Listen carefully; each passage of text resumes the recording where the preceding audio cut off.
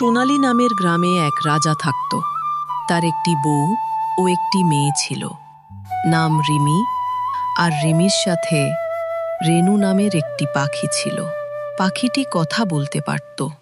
একদিন রিমি জঙ্গলে যাওয়ার জন্য তার বাবার কাছে অনুমতি চায়। বাবা, বহুদিন হলো আমি জঙ্গলে বেড়াতে যাইনি, আজ আমি বেড়াতে যাব।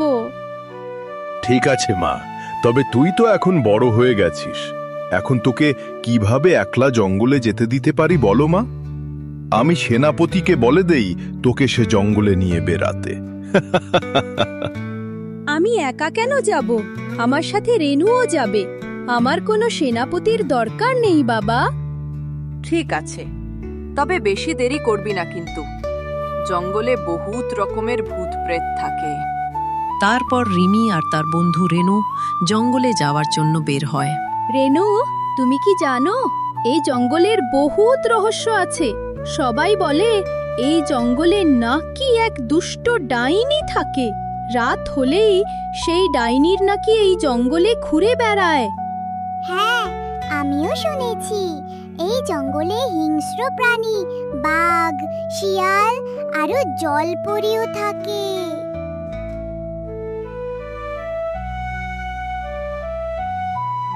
তারা দুজন গল্প করতে করতে গভীর জঙ্গলে ঢুকে যায়। এদিকে রাত হইয়ে যায়, ডাইনিও বের হয়। এখন তো রাত হয়েছে, এখন আমাকে বেরোতে হবে। দেখি রাস্তায় কাউকে দেখা যায় নাকি।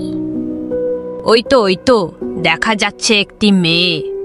তাকে আমি মেরে তার রূপ নিয়ে আমি রাজবাড়ি যাব। এই বলে ডাইনিটি তার রূপ পাল্টিয়ে এক বুড়ির রূপ নেয় আর রাজকন্যার সামনে যায়। এই মেয়ে, তুমি এই রাতে কোথায় যাচ্ছ? তুমি কি জানো না এই জঙ্গলে রাত হলেই এক দুষ্ট ডাইনি বের হয়? আমি জানি, তবে এখন আমি বাড়ি যাচ্ছি।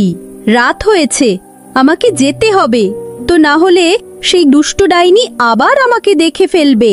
এখন তো বহুত রাত হয়েছে, এখন এই জঙ্গলে ডাইনি ঘোরাঘুরি করছে। তুমি এক কাজ করো, তুমি আজ রাত আমার সাথে চলো আমার বাড়ি। সকাল হলে তুমি বাড়ি যেইও। তারপর বুড়িটি রিমিকে তার কথার ফাঁদে পড়িয়ে তার সাথে নিয়ে যায়। এদিকে রাজা চিন্তায় পড়ে যায়। মন্ত্রী, তোমরা সবাই যাও ওই ভুতুরে ডাইনির জঙ্গলে গিয়ে দেখো আমার একমাত্র রাজকন্যা এখনো বাড়ি কেন পৌঁছে নাই। জি মহারাজ, আমরা এখনই যাচ্ছি। তারপর সেনাটি জঙ্গলে যেতে থাকে। এদিকে ডাইনি রিমিকে তার বাসায় নিয়ে যাচ্ছে। রিমি, আমার তো মনে হচ্ছে এই বুড়িটাই ডাইনি। চলো আমরা ঘুরে বাড়ি চলে যাই। এই বুড়ি, তুমি আমাদেরকে কোথায় নিয়ে যাচ্ছ? এই তো আমার বাড়ি পৌঁছেছি, আর অল্প রাস্তা বাকি আছে।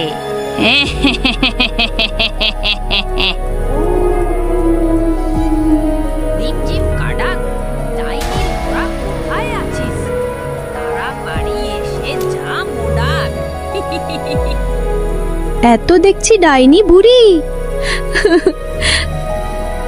আমি সেই ডাইনি। এখন আমি তোকে আমার বাসায় নিয়ে বন্দি করে রাখবো।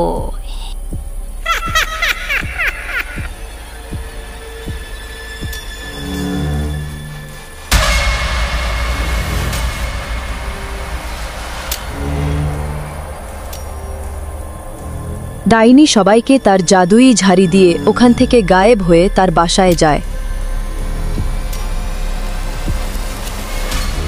এদিকে মন্ত্রী রিমিকে খুঁজতে খুঁজতে ক্লান্ত হয়ে যায়।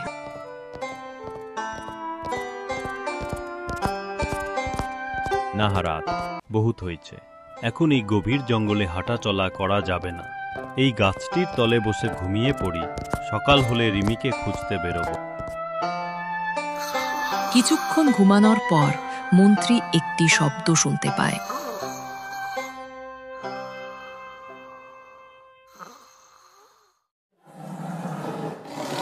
ওরে বাবা, এখানে বাঘের শব্দ কোথায় থেকে এলো? বাঘটি মন্ত্রীকে খেয়ে ফেলে। রাত বেরিয়ে সকাল হলো। রাজার চিন্তায় ঘুম নেই।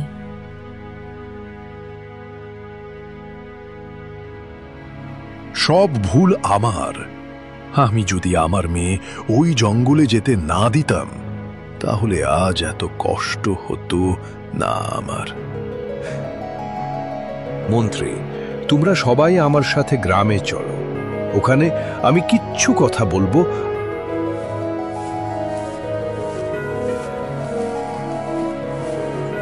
প্রিয় গ্রামবাসীরা, তোমরা সবাই শুনো।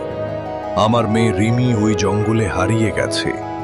যে আমার মেয়েকে ফিরিয়ে আনবে, তার সাথে আমি আমার মেয়ের বিয়ে দিব। আমি আপনার মেয়েকে ফিরিয়ে আনব। আমি যাব ভুতুড়ে জঙ্গলে। তারপর ছিনু রাতের বেলা রাজার মেয়েকে খুঁজতে যায়।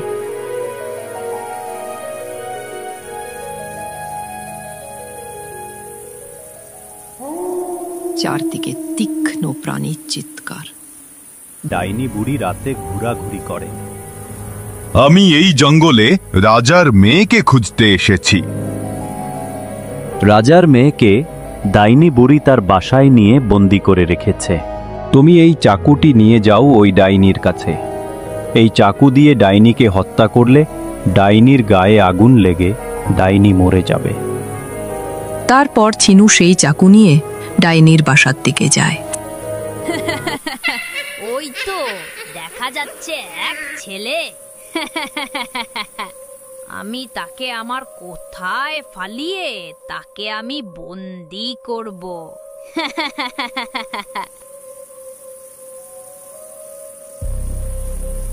বাবু, তুমি এই রাতে কোথায় যাচ্ছ?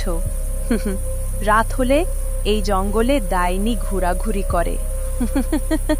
আমি রজার মেয়ে রিমিকে ডাইনির হাত থেকে উদ্ধার করতে এসেছি।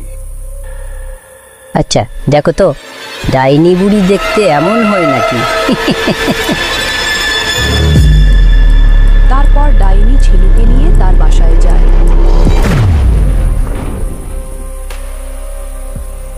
আমি আগেই জানতাম তুই সেই ডাইনি। আজ তোর রক্ষা নেই। তাহলে তুইও দেখো আমি কি করি। ডাইনির জাদু করার আগেই ছিনু তার চাকু নিয়ে ডাইনিকে মেরে ফেলল।